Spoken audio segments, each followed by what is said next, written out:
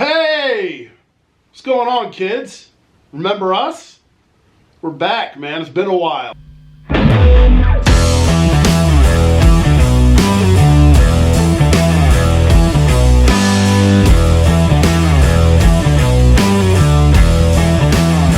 Welcome to, I don't know that we have an official name for this yet, but we're the PIST guys. PIST, if you're unfamiliar, politically incorrect sports talk is what that particular acronym is. So there's that. My government name is Cory O'Neill. This is my guy, James Clark. What's going on, everybody? Hi, how we doing? I'm still as awkward 7 years later. Yeah, no, that makes two of us. Hey! I am too. The only difference is now, instead of smoking heaters while we do this, your boy is firing off a blue raspberry battery. I don't even do nicotine anymore because my body said fuck you. Yeah, man, I need it to keep from Chris Benoit-ing motherfuckers.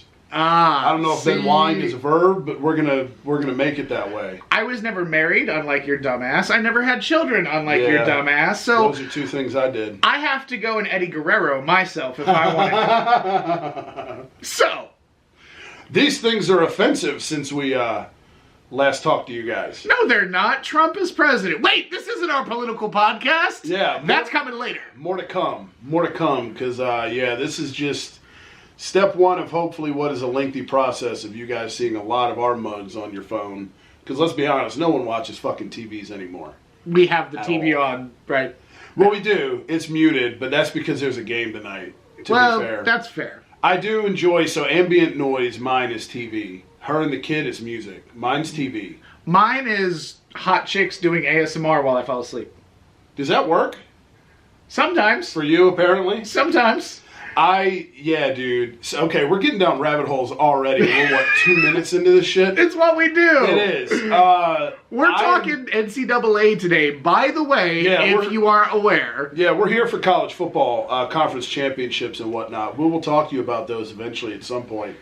I also am a fan of a sleep soundtrack. There was like an app I used to listen to. Don't remember what it's called now.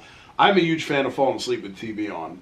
Few things in life excite me more than that. I can't. That is something I can't do. Really? It has to be completely dark. Like, I have blackout curtains and everything, and I can do noise, but I can't do light. Light fucks with me. Because I see shadows, and I was scared of monsters under my bed as a child, and I'm still a man-child, so I'm still scared of monsters under the bed. Some people are. And kind of like monsters under the bed, being scared of them, that was Virginia Tech this season. Yes, we're talking about the big bad boogeyman itself, the college football playoff. It is finally upon us. We finally are out of the BCS bullshit era. Yes, more than 4 teams. Finally out of the throw the 4 honestly worst 2 lost teams in the country at somebody and see what the fuck happens. Mm-hmm. We have true playoff football for all of us college football fans who actually give a damn about the sport itself, even if the people who make decisions never did. Right. Even if it's just a political stroke to them. Because let's be honest, come on, man. Like, when that playoff committee was composed of who it was composed of, let's be serious. Let's put our school in. Yeah. It was an improvement over the BCS, sure, but it wasn't a perfect system. Not that this is either, but it's probably as close as you're going to get. 16's too many, 4 isn't enough. 12? We'll see. 12's good. I feel like it had to be 8 or 12. Right. 10 could have even 10 worked. with 2 buys. Right. It could have worked, but as it sits, honestly, the way it's lining up, the way 12 lines up, especially after, what is this? Realignment. Jesus Christ, dude. California and Stanford play in the ACC, and Southern Cal is a Big Ten team. With Oregon. By the way, Oklahoma and Texas went to the SEC to join the Aggies. Yep. What is college football these days except a smorgasbord of NIL and bullshit? That's what kind of bothers me more. That's why, I'm never, as much as I love college, I'm never going to be as obsessed over it as the NFL. It's so politically based. Not that the NFL is not. Sure. But that's a whole other conversation for another day. Because Roger Goodell is Hitler. What? Yeah, exactly. And ever since we've legalized gambling, which is something that you and I both do, Ding. it feels way more like WWE now as opposed to the National Football League that we once knew and loved. Did you just compare Patrick Mahomes to Roman Reigns? Yeah, 100%. John Cena as well. Or Hulk Hogan. Well done. Pick your Pick your poison, whatever era you're from. They're even the same. The Rock. Never mind. I didn't say that. I didn't say that. I didn't say that.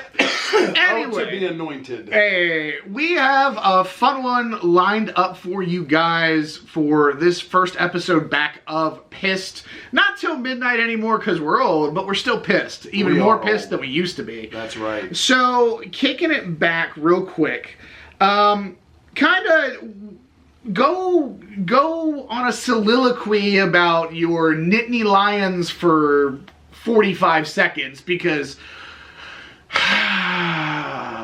James Franklin needs somebody to jerk him off. Yeah, and it's not going to be me. Although I will say, and I will always defend him, he recruits his fucking ass off. To take what that program was 10 years ago and to be where it is now, despite all of the things I'm about to say, is a remarkable job. Now, that being said, it's all about beat Ohio State for me. And I don't think I'm alone. I think that's the obvious thing if you're a Penn State fan. Going into this year, I was more confident that we beat Ohio State since fucking Trace McSorley and Saquon Barkley were there. Makes sense. And you come out, you jump out to a 10-0 lead quick, and it's like, holy fuck, we've arrived. Fucking do it. And then you blink, and it's fucking 14 to 10, and then the final score is 2013 Ohio State.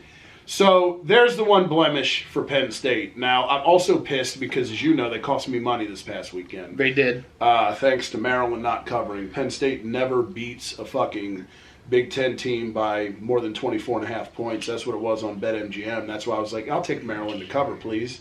And they cost me a few $100s. No big deal. Anyway.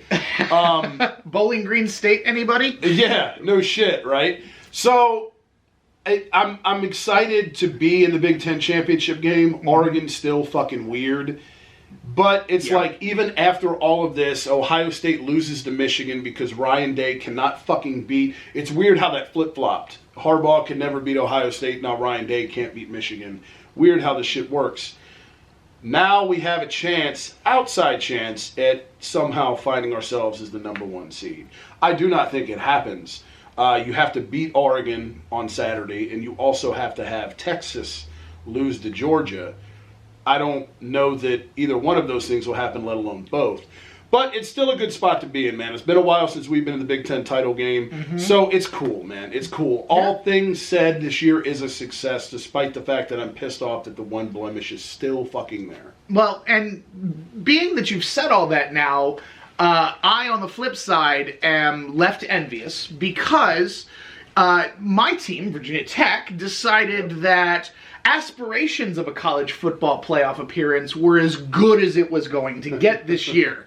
Mind you, coming into this year, I believe, the 3rd year of Brent Pry's tenure. Yep, you're welcome for him, by the way. Hey, man, I'll take him. I loved him. Dude, he's great. The hire. He's great. Him and who's the fucker at ODU? Shane, what's his nuts? Ricky Ronnie. Or Ricky Ronnie, not Shane Steichen. Ricky Ronnie. I don't know why I thought of the Colts head coach all of a sudden. What the fuck? We love Shane Steichen. Do we? I do. Joe Flacco doesn't. Anyway, so Brent Pry brought about a lot of change and a lot of good recruiting to Virginia. We got back to the roots of recruiting in the 7.57 and the 5.40 and the 8.04. Players coach, too. Doing what needed to be done to return Virginia Tech to a prominent quality program. Now, last year, we didn't do great record-wise. We still beat Virginia, but the play on the field didn't match what was necessary. So for a lot of us Tech fans coming into the season with all these accolades and all these preseason hype, All-American picks, and, oh, Virginia Tech's going to be a team in the college football playoff, even as an at-large.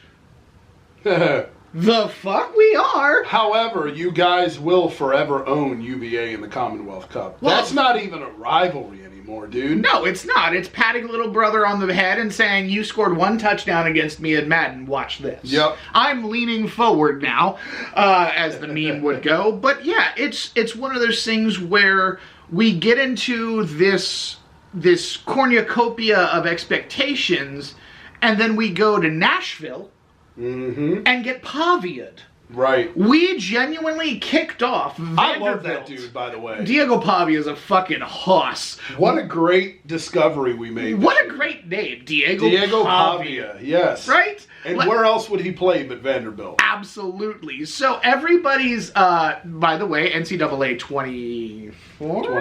25 is out.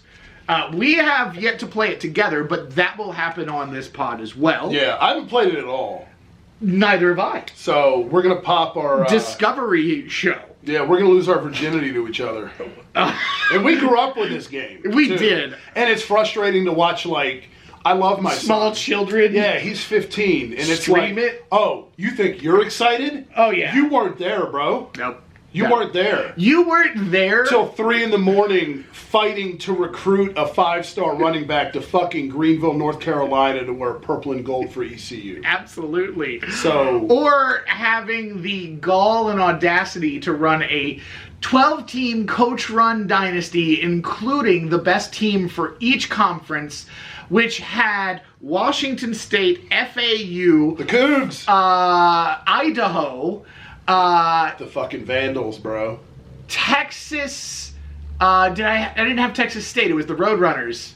UTSA. All the teams that were in Army, Navy. Dude, I remember every team that I always used ECU, Temple, because it's a Philly school. And I would also use San Diego State and Bowling Green a lot. There you go. Those were my 4 that I would rotate. Yeah, but it's funny that we've gone from that to now talking about our teams potentially being in a position to win playoff games. And, all the preseason hype, and Virginia Tech's the team that started Vanderbilt off on their magical run of knocking off high-ranking teams. So from that, we went to, all right, let's see what we can do. And the answer really was not much. It was average, it was blah, it's finishing 6-6 on the year, even in ACC play. Yeah. Losing to teams like Rutgers and Duke. When's the last time that you ever heard of Virginia Tech losing to Rutgers and Duke? It's been a while, man, especially like Posciano Rutgers. Right, so it's one of those things where I'm not excited that we went 6-6, but I am excited that there is a foreseeable future, especially with the young gun that came in, who started against UVA, who did fantastically well. And we do have something of a core that we can move forward with and actually compete for, hopefully moving forward, an ACC crown as well as a spot in the championship. You have a pulse now. Right.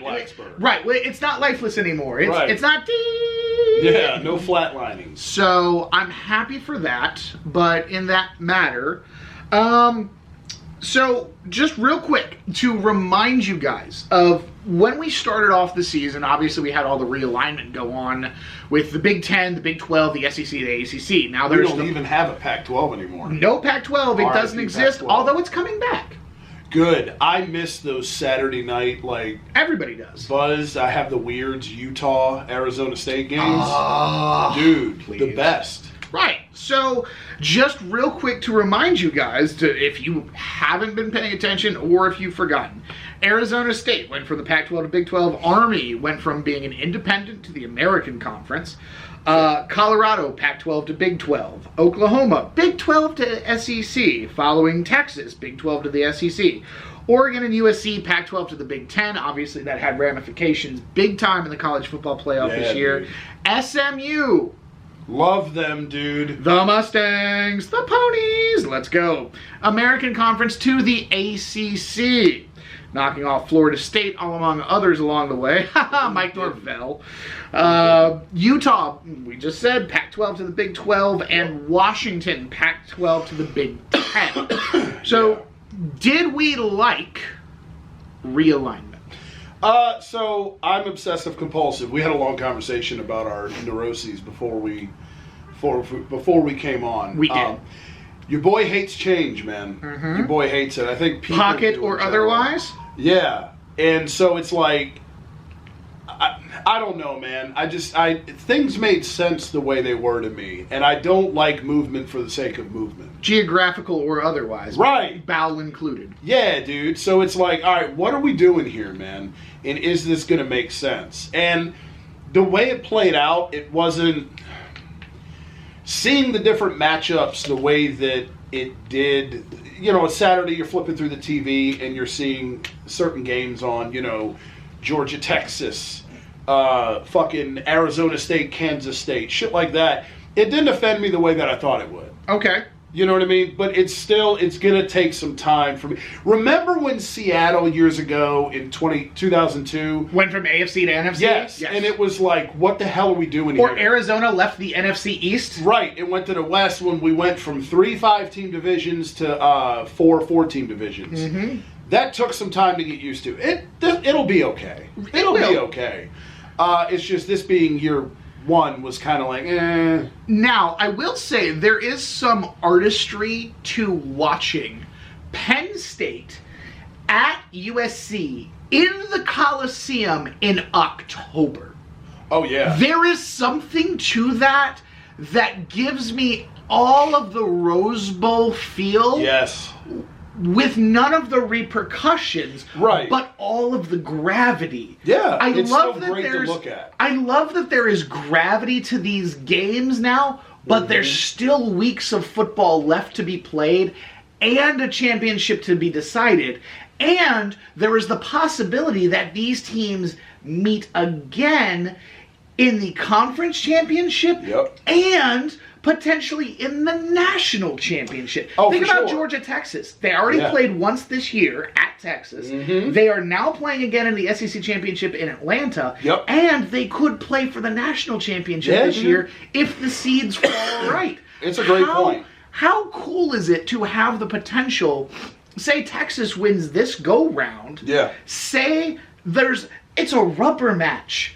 We're not talking about the NL wild card matchup. We're talking about the college football national championship having a rubber match. Yeah, dude. A true neutral site. A true best of 3. Yeah. In season. Yeah, dude. This is everything we wanted when we were high school seniors. For sure. Looking at Florida, Utah, and all those other schools being tied at the top of the BCS going, why do we not have a playoff system? Yeah, dude. There is a level of fantasy booking to it, which is great.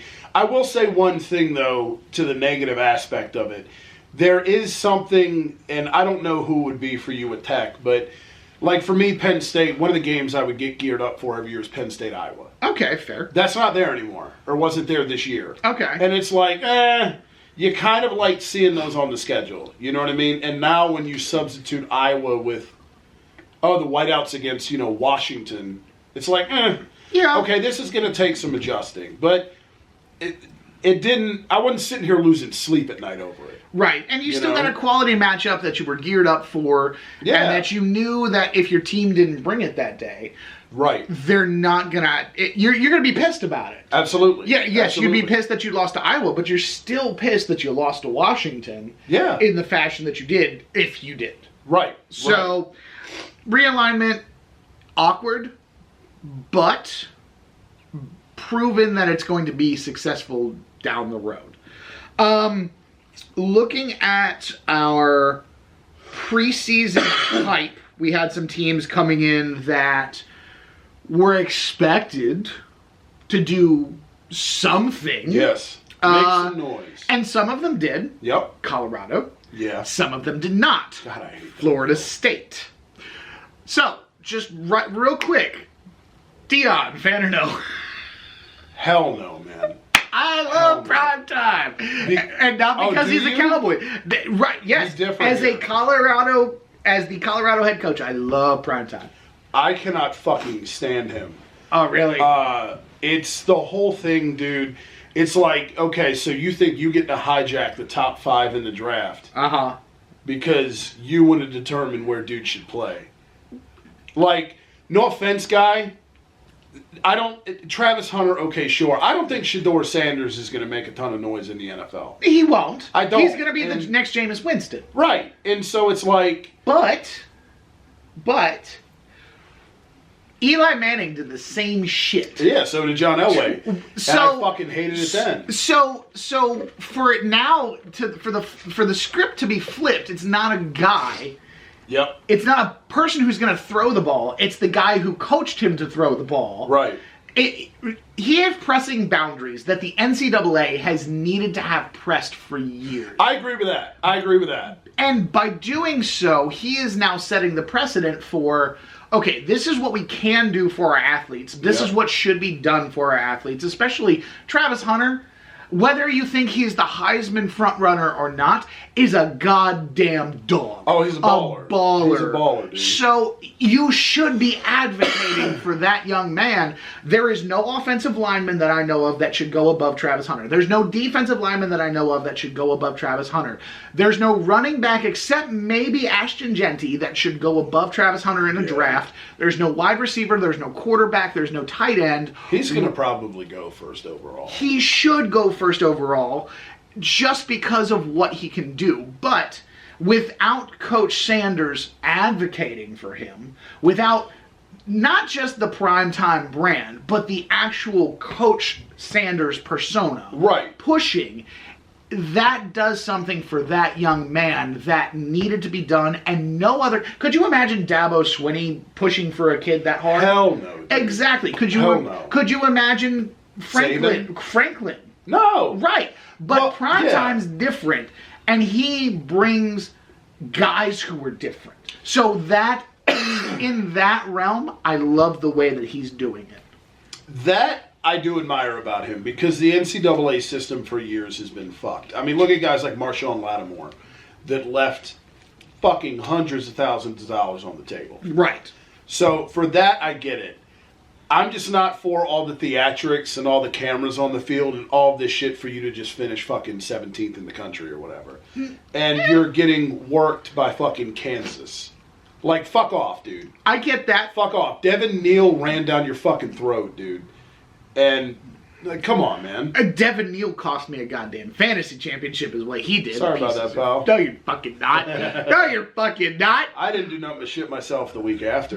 So, I mean, that was a whole thing, man. We got to do that again, but we got to do it better. Oh, yeah. I can't wait, dude. Yay, fantasy football when college players are involved. Yes. And the interesting dynamics and statistics that you can get from a kid playing at Kansas University, scoring, how many was it in that game? It was like 52 points, I think. 5 touchdowns? Yeah. It was fucking wild, dude. He went off. Fuck. So you're anti-prime time as far as... Yeah, get him out of here. Get him out of here, man. Get the Buffs out of here, period. I don't know. I will say this. Respect to Travis Hunter, though. Right. But he's not the Heisman winner. Here's what I am enjoying, especially about the primetime thing. People like Paul Steinbaum. Oh, yeah. Who are like, Deion Sanders is doing nothing but fucking up this whole operation and making a mockery of national college football. Blah, blah, blah, blah, blah, blah. I suck Nick Saban's dick on the regular. The traditionalists. And here he is, like, every press conference, he's coming back just with that big-ass primetime smile, like, bitch, what you got? But when Nick Saban gets his house paid for by boosters, that's okay. Right, exactly. The double standard of college football is the double standard of college football. That's what it's always going to be. So we had that, and then just quickly we can. I don't want to. I hate this squad, so I don't want to spend too much time on it. But what happened to Florida State? Dude, they bottomed out more than. I'm trying to think of a correlation, man. I don't know. Maybe my Eagles last year at the end of the season. I don't know. Like, to frame it. This is the same team that they were trying to lobby to leave the ACC. Yep. And then got run by all ACC competition. Mm-hmm. How do you do that bad? Dude, I don't remember. By the way, a lot of your boy's not in the best voice shape tonight. Spent a lot of time in the wind at work today. So that's why I'm hacking all over the place. The vape also doesn't help, but I need it to survive. So there's that. There's your disclaimer for me sounding like shit. Okay, Florida State.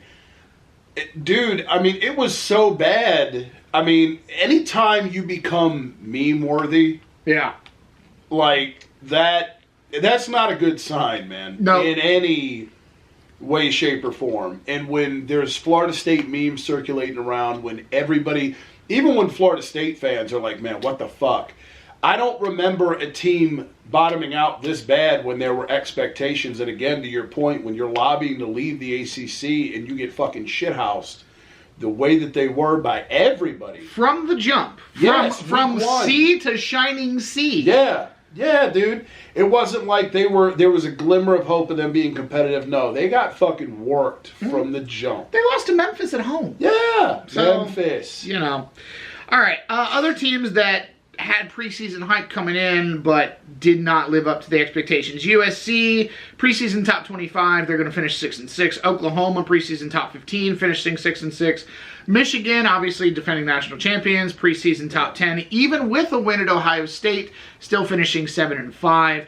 Utah, ranked top 15 for the preseason, could not hold on to it, finishing 5-7. Big 12 favorite. Oklahoma State, ranked preseason top 15, 0-9 in Big 12 play, finishing 3-9 on the season. Arizona ranked top 15 in the preseason and finishing 2-7 in their conference, finishing 4-8. And then we obviously talked about Virginia Tech and their failed expectations for your the CFP. beloved Hokies. Right. Glossing over that choke job. Hokies. Biggest surprises of the year. So teams that did really well and we were like, oh, where the fuck did they come from? Biggest one right off the jump, Indiana. Yeah, for sure. For sure, dude. They put together a hell of a year, man. And it's crazy to see a school that's known for... I think we all had these preconceived notions about, like Duke's a good one. Yeah. Right? Duke's a basketball school. So when they have, like, a top 25 football team, we all, like, recoil and shit ourselves. Like, what are they doing there? Yeah. You know what I mean? That's kind of what Indiana was to me this year because they're not a football school, man.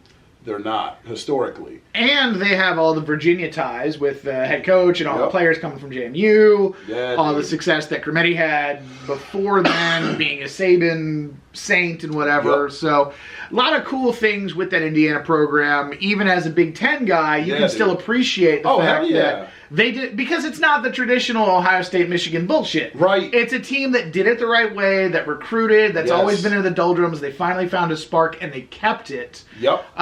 You know, even though they kind of shit the bed in the horseshoe, hopefully they'll make some noise in the playoff. It's a good it's a good launching pad for them. Yes. For sure. For sure. Another one, a couple close finishes, but they played really well. Had some rough times down the stretch. BYU finishing 10-2. How about them, man? Possibility to go to the playoff. The Mormons. The Mormons, the white folks. Yeah. The Soakers. Quite you.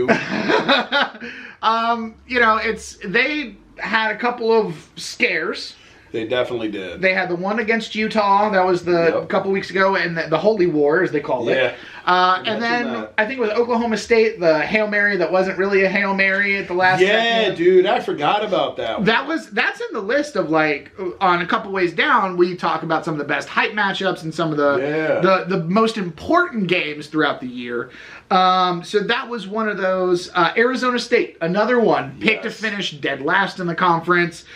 Surprised everybody. 10-2 overall, 7-2 in Big 12 play. Arizona State is one for me that if I had to pick, like, a second college team, like my side team, I've always loved Arizona State, dude. The logo's the shit. The uniforms are the shit. They're great. The stadium is the shit. Like, they're called the Sun Devils. Right. You can't go fucking bad. Awesome. Now, they need a little work on the mascot a little bit. They do. The Devil's a little creepy, but he's also awesomely creepy. And for them to go with as bad as they were with Herm Edwards and as dead as they looked to first year in the Big 12 exploding the way that they did was fucking awesome, dude. They're playing in the Big 12 title game. Yeah, and what I love about that is the fact that they're no longer in the Pac-12, they're in the Big 12. In my brain, the way like the conferences should work, if you're in the Big 12, you're at a school where a Dust Bowl is possible. Yes. If you're in the Pac-12, you should be able to touch ocean every day. Right. So Oregon, right. Southern Cal, Washington, makes sense. Yeah. Arizona's the fucking desert. There is no Right. Pacific. It's just geographically, I love the fact that they're in the Big 12 now, playing against those schools instead. Yeah, dude. And then a couple you touched on Duke already. They finished 9-3, 5-3 in ACC play. And then Brent Bilma doing things at Illinois, 9-3, 6-3 in Big 10 play as well. Yeah, it's funny, man. Illinois has been pesky for years, dude. Like, they've recruited fairly well under the radar. They've had a lot of guys drafted moderately high. Sidney Brown, 3rd rounder by the Birds a couple years ago. Johnny Newton this past year in the 2nd round. Like, Kirby Joseph for Detroit. Illinois had some dudes, man. So they were less, I'm a Big Ten guy. They were less of a surprise to me than Indiana, but you don't expect Bielema to have them where they were this year, which was cool to see. And then one more that I'm looking up right now because I just popped, they just popped into my brain. Syracuse. ACC, 4th in the ACC, 9-3 overall, 5-3 in the conference. Knocked off Tech earlier this year. Tech went in there. We got like a 20-something point lead in the first half, and then McCord, who I had as a fantasy quarterback for most of my season this year, led them back, and they won 38-31 in overtime in the Carrier Dome. That's right. And then obviously just this past week knocked Miami off and pushed them out of the playoff, potentially to the fortuitous gain of the Elephants of Alabama. Because I'll be goddamned if I'm going to sit here and say RT in front of y'all. Fuck that shit. Yeah, no. But yeah, so Syracuse, another one that, well, I'm not saying that they were supposed to be bad, but I'm not saying that they were expected to be as good as they were. You didn't expect them to make the noise that they did. Or to even be on the radar, really. Right. So for them to be in that position, to be, at that spot is really, really good. So going through, so we've got kind of a list of upsets. Just kind of want to run through those, and some of these, as I was going through it the other night when I was looking up all these scores for the rundown, I remember seeing these games and be like, that's going to be an important game. That's going to be an important game. And then some of these scores, I was like, holy shit, I forgot that happened. Yeah, dude. So week 1, Georgia Tech, FSU. At the time, Tech unranked, Florida State 10th. Yep. Then Vandy VT, we talked about that. That was week 0.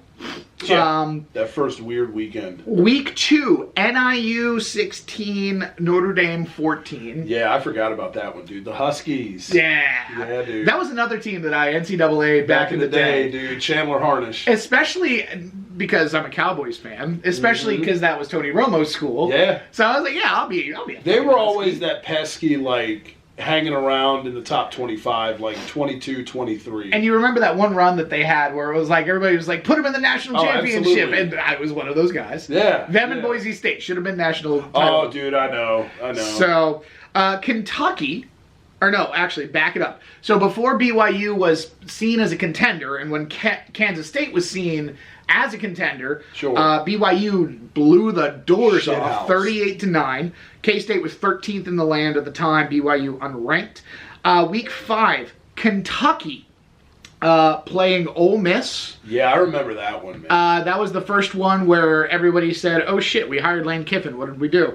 20-17. Ole Miss was number 6 in the country at the time, and then this one, the first time that we realized that Utah wasn't that good. Yep. Arizona 23, number 10, Utah 10.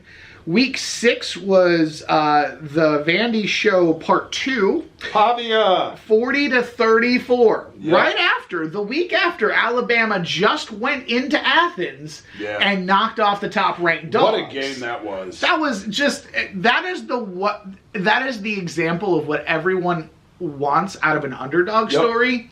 And it was just the fact that it was the Elephants. Yeah. I think, you know what, that's what I'm going to do. For the rest of forever now, I'm going to call them the Elephants. I'm with it. I'm never gonna say. Instead of calling them a color. Right, you're not Stanford. Fuck you. Yeah, you don't get exactly. You don't get to claim You're not the color. Clemson, or you're not Syracuse. Fuck off.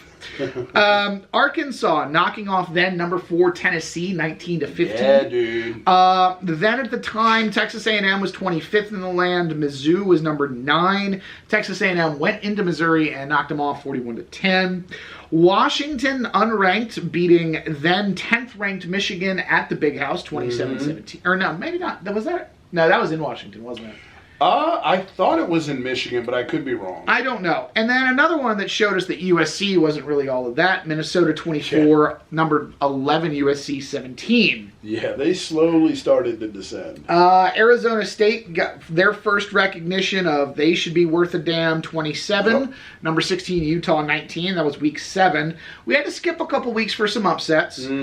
South Carolina walked into Texas A&M and pulled out the W. First time that those guys really started rattling around as a contender. The Cox.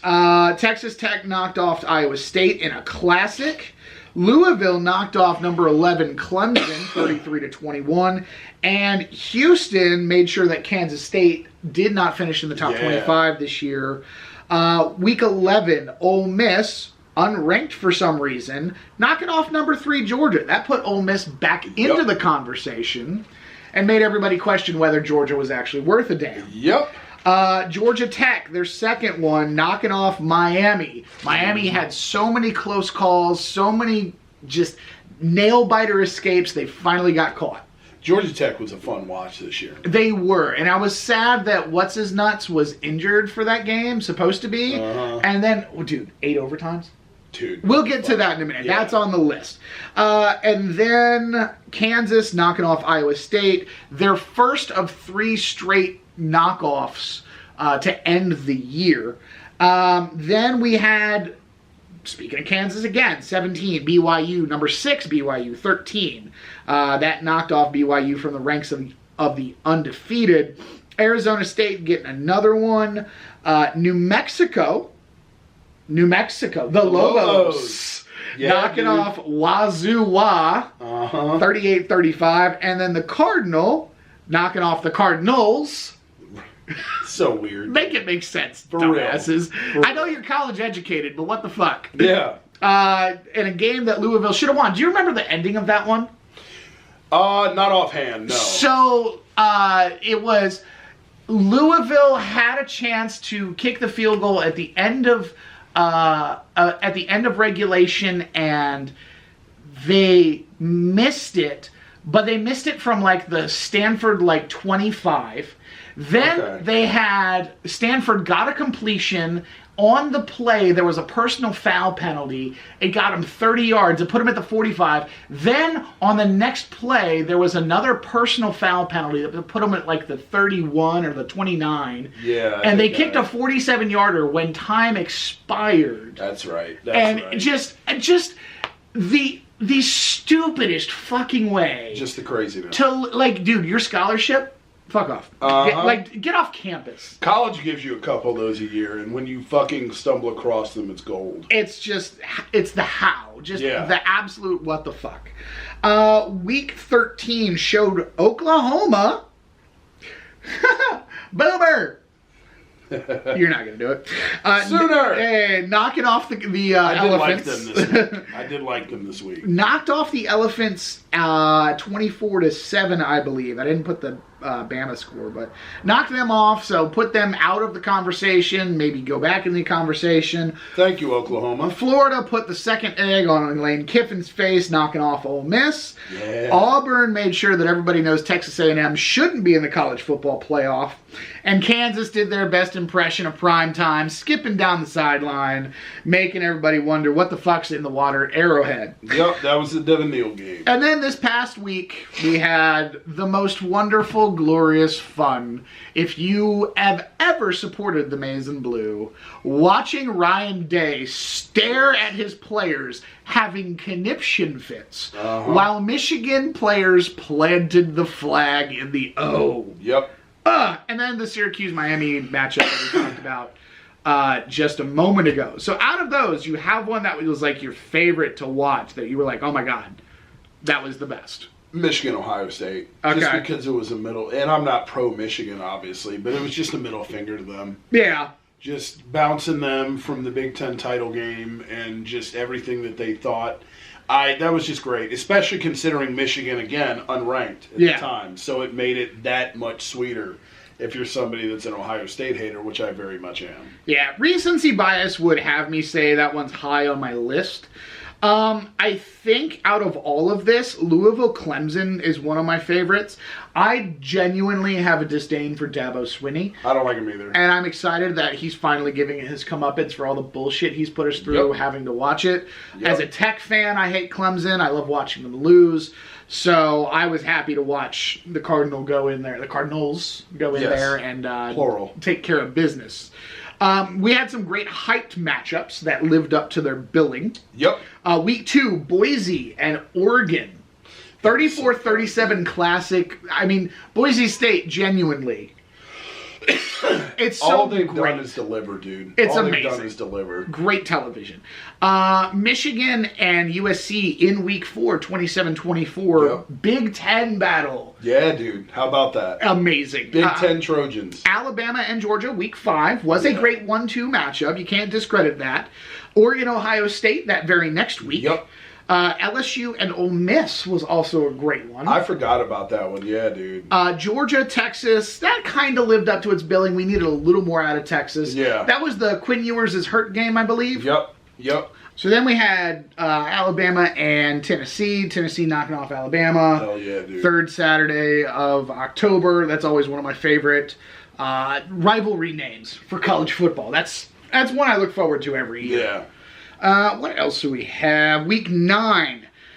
Coming down, Texas and Vandy. Pavia almost did it again, dude. It was amazing, and genuinely, it's always fun to see the top teams scared. To see how they play with urgency. So that one was always a great one. Then Texas A&M and LSU put on a pretty good battle down in Baton Rouge. Ohio State, Penn State. Yeah. While you didn't enjoy it, it delivered. Oh, for sure. It absolutely did. Georgia, Tennessee, that very next week afterwards. Quality matchup. Arizona State and BYU.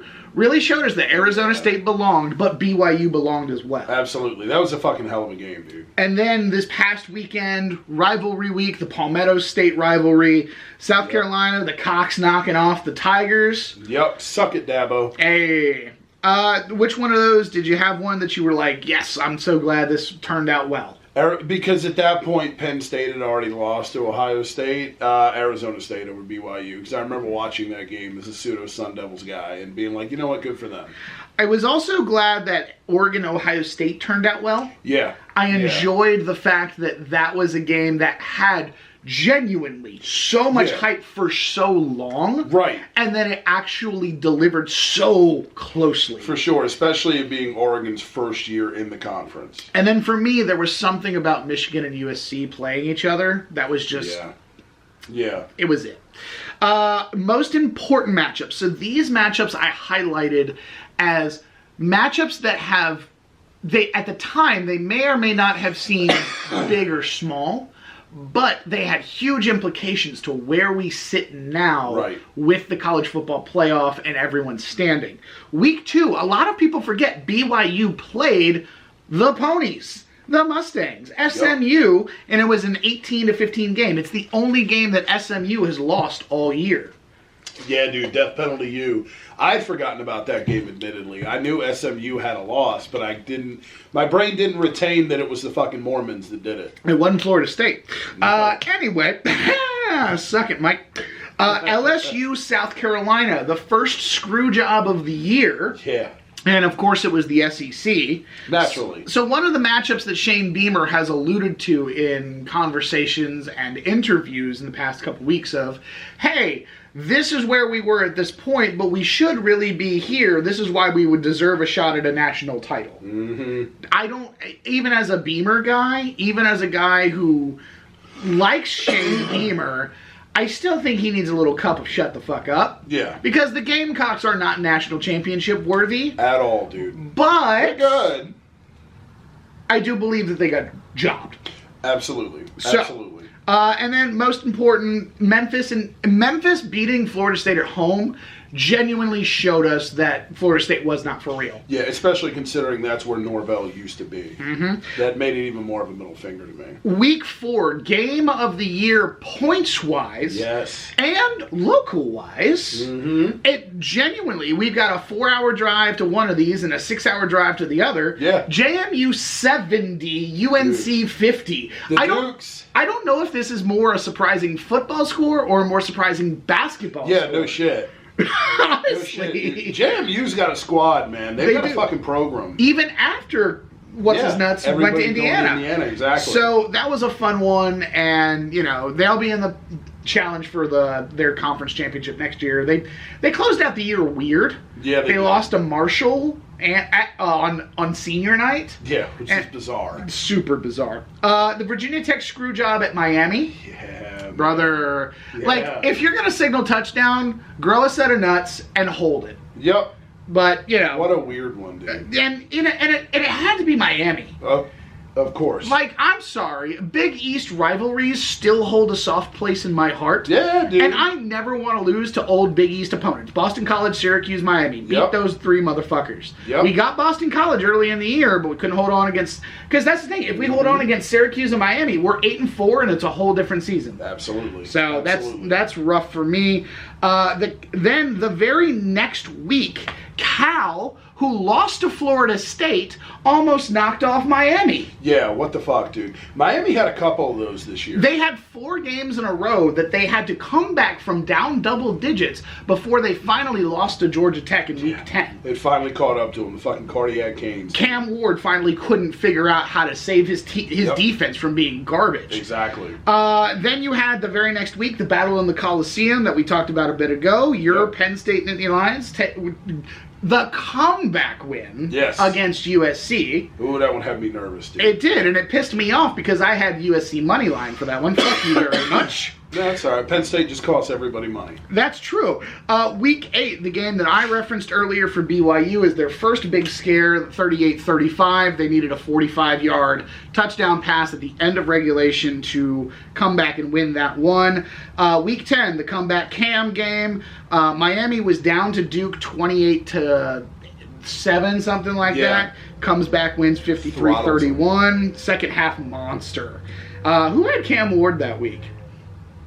I don't remember who had him. They won, whatever. Oh, yeah, for sure. SMU knocked the dog shit out of Pitt. That one, Pitt was undefeated up until that point. They finished like fucking whimpering into the wind, man. But SMU was like, this is our statement game. Let's go, motherfuckers. Tale of 2 halves. I referenced it earlier. Syracuse, Virginia Tech. Virginia Tech took that lead, and then Kyle McCord second half.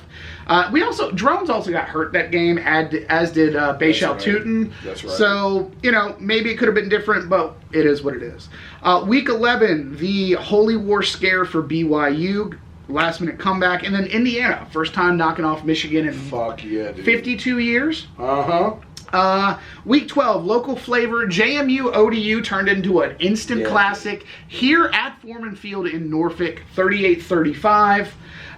Week 13, Ohio State throttling Indiana. Big 10 top 5 matchup. Were you pissed that it wasn't a 7:30, 8 o'clock kickoff? See, that type of stuff doesn't really matter to me, dude. Like, even the Penn State-Ohio State game, everybody was up in arms like it should be under the lights. And it's like... It should. I agree. It should. I agree, but I'm also not... What is better than a Penn State floodlight game? I agree. What's better? I agree. As a Hokie and you can do who has Enter Sandman tradition... You guys have the best. Dude, but the whiteout is fucking... Whiteout Penn State night game in October? That was the thing, is it's like, instead of Washington, you can make the whiteout the Ohio State game. And it feels like the most obvious shit in the world. I hope, and I think this is a hope that we will never get because of the way college football is shaped because of realignment now. Yeah. I hope that in the future, we will get a Tech at Penn State for a night game, and then Penn State back at Lane for a Thursday night kickoff. Yeah. Well, it was supposed to happen a couple years ago, and then COVID ruined it. Thanks, COVID. Thanks, COVID. Thanks, Obama. Yeah. No shit. We're not a political show. That's the other one. Yeah, we'll get there. Texas and Texas A&M. So, this was... It lived up to the billing, but not in the way not with the fireworks we expected it to. It was still tense. Yeah. It was still a frustrating game for both sides. There was just no scoring, really. Yeah, it wasn't what you would expect. I would throw Boise State UNLV into that conversation as well. Was that a nail biter? So it wasn't. I don't remember the score offhand, but Boise State covered pretty comfortably. Okay. From what I remember, it wasn't the barn burner that you expected, because I remember taking the over, and I don't know what happened there. I'm pretty sure it hit, but it was tighter than you would expected it to be with those two teams. I think it was like 29-23 or something like that. It might have the over been. was like 51.5. Yeah, it was. MGM had it as 56.5. So Okay. I remember that. Maybe it did finish under. I don't remember, depending on what your platform of choice is. We can Google it later. Yeah. And then obviously Georgia Tech. We talked about that 8 overtimes. Yeah. Do you? Because the old overtime rule was still in effect when we were doing this long ago, 7 years ago. How do you like the new overtime rule? I'm good with it, man. I'm good with it. I wish it was by ones. Agreed. Because I feel like it feels like penalty kicks, like in soccer. Sure. So I wish it was by ones, not by twos. It would make more sense. But I think the reason it is by twos is because of sports betting. Yep. So, and because it's so prevalent, I think that overs and unders are too influential of a business. Yep. To have, and that's where, but that's I think sports betting had a hand in changing the rule because of games like LSU Texas A&M back in 2016. Right. That was 75-72 or whatever that score was. Yeah. So I think that had a hand in changing the rule, but not changing the rule, but making it weird. Betting being legalized has changed the game across the board. How many, and this is just a football guy's question now. So when you played, how many 2-point conversion penalties or 2-point conversion plays did y'all have installed into your offense? Not many, dude. Now, granted, when I played, we sucked. We had probably 3. We had a toss sweep, we had a dive, and then we had a play action tight end toss. Right, because that's the thing is it's like there's only but so much you can do. Right. At the 2-yard line when you're fucking jammed up. Unless you're pulling an Indianapolis Colts awkwardness. Exactly.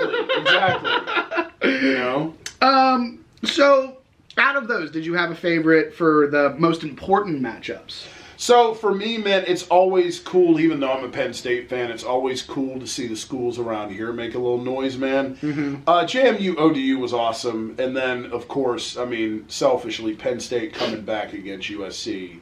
I remember sitting here fucking shitting myself as that game unfolded. And so I would go with those two. I'm going to go local noise as well, but I'm going to go the other end of that spectrum. I'm going to go with the JMU-UNC game. 70 burger. I put money on that game, and the line that I took was like JMU plus 14.5. Yeah. I got in my car. I remember that Saturday I was working. I was door dashing.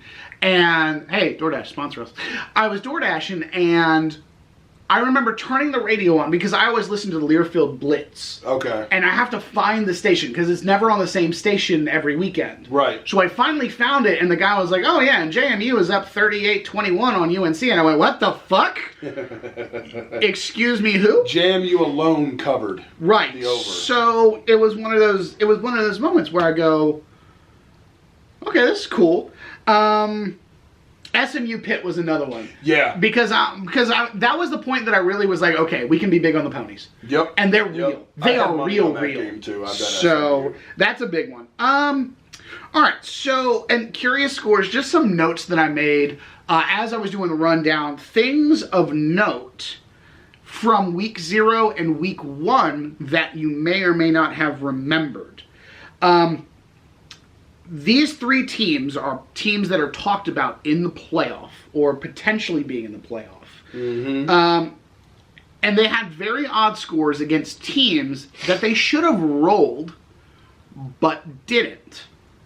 So, first one being those very same ponies, SMU beat Nevada week 0, 29-24. Nevada ended up finishing the year 3-10. Cheeks. Boise State. They beat Georgia Southern 56-45. Now Georgia Southern finished 8-4. They finished second in their division in the AAC. No, what conference are they in? Sun Belt, excuse me, Sun Belt. And Georgia Southern, for those who are not aware, we are more aware because Georgia Southern used to play ODU when we were FBS 1A. Yeah. Or, whatever it was. FCS, even FCS, previously. right. So Georgia Southern and ODU used to have a rivalry in football when ODU first became a national powerhouse at the FCS level. Yep. So we're well aware with FCS and their ability to play other teams well. When they moved to the FBS level, that apparently translated. Sure. Yep.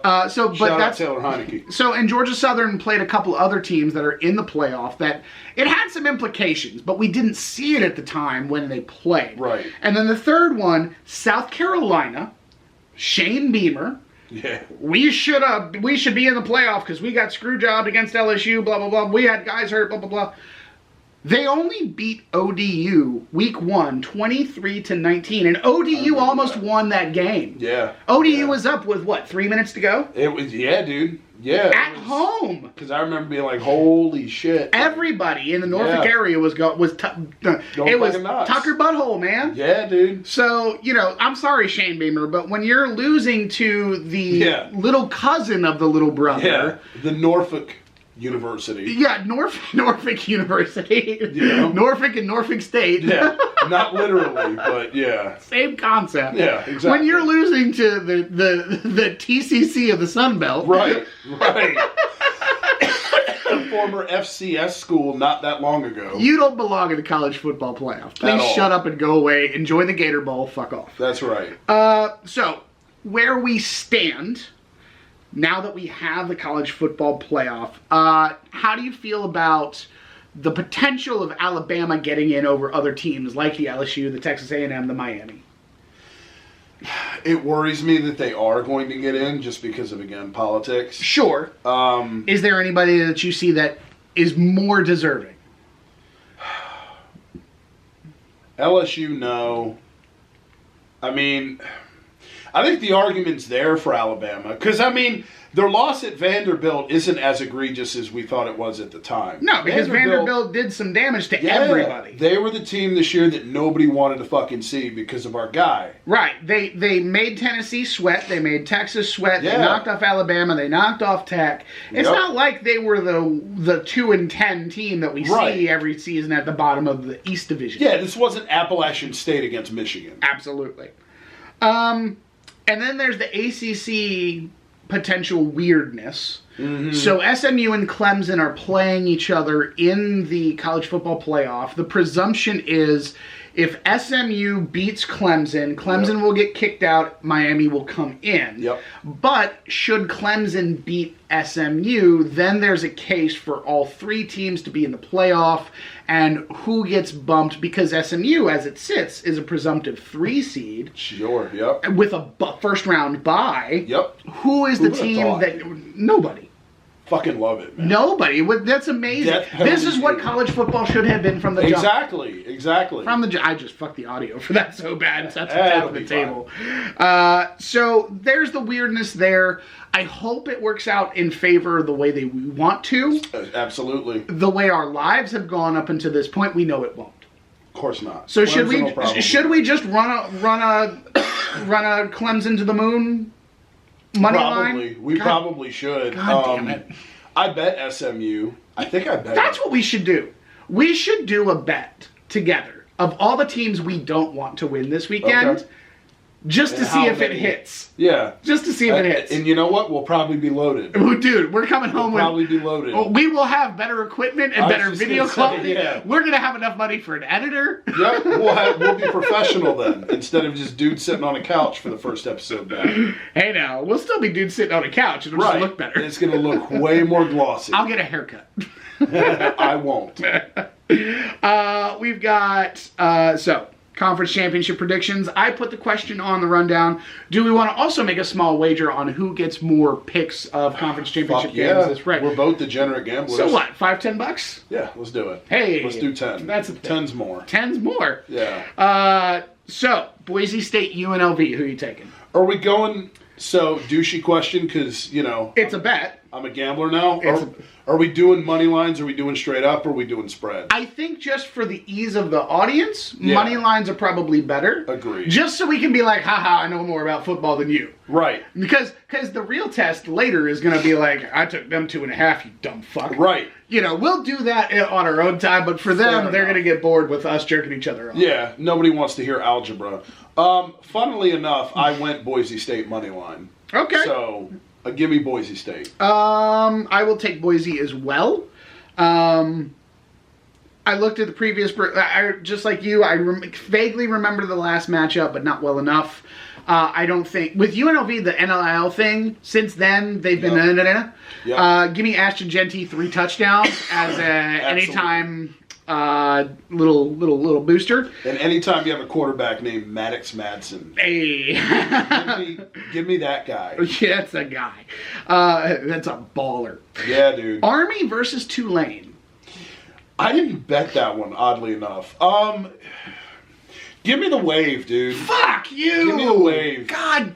Just because I love their uniforms. I'm going Tulane, dude. I'm rocking with them. Although they're unranked and Army's 24, yeah? Yeah. So, yeah, no, give me Tulane, dude. Okay, well, okay. So because you did that, I was going to go Green Wave. Now I'm going to switch. I'm going to go Army because it's a coin flip. Yeah, it is. But it's one of those, in my gut said Green Wave. Yeah. So I'll go Army. For the sake of obnoxious, should we count to 3 and blurt our picks at the same time? I like that for the Saturday slate. Yeah, let's do it. Okay. All right. Arizona State, Iowa State. 1, 2, 3. Sun Devils. Yep. Okay. We both suck some Sun Devil cock. Texas, Georgia. 1, 2, 3. Texas. Fuck, man. Oregon, Penn State. 1, 2. Hang on. Let me think, because I just bet the over-under in this game. You dumbass. You know what? Okay, I'm good. All right. 1, 2, 3. Ducks.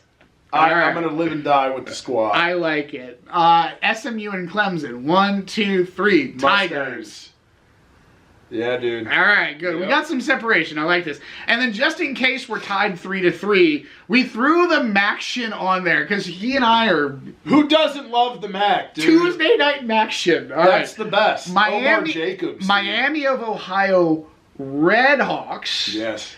Ben Roethlisberger territory versus the Ohio Bobcats. A lot of Ohio going on. We ready? Yep. 1, 2, 3. Redhawks. Okay, so we got I've got my proof right here. I got my slip. All right, that's fine. And I went off the top of the dome, but it's one of those things, you know. We've got enough different to where there's going to be a winner. We love each other. Absolutely. So predictions, we're running out of battery here, as the little blinky light is telling us. But, Blinky! Do you have a overall national championship pick? I don't. I should have thought ahead. You know what? I'm going to be a complete douchebag. Yep. Give me Texas Penn State.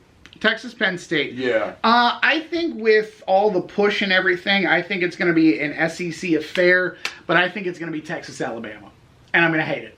Oh, every second of it. But I'm still going to watch. Of course. So because why not? Because it's sports. That's what we do. That's what we do. And here then we'll PIST. come and we'll bitch about it. Incessantly. That's what we do. Yeah, dude. It's PIST. Fuck yeah. So exactly. Appreciate you guys kicking around, hanging out. Obviously, the lighting is weird. It's the ISO's doing weird things. We got to get out of here because the timer's about to run. Folks are about to get home, but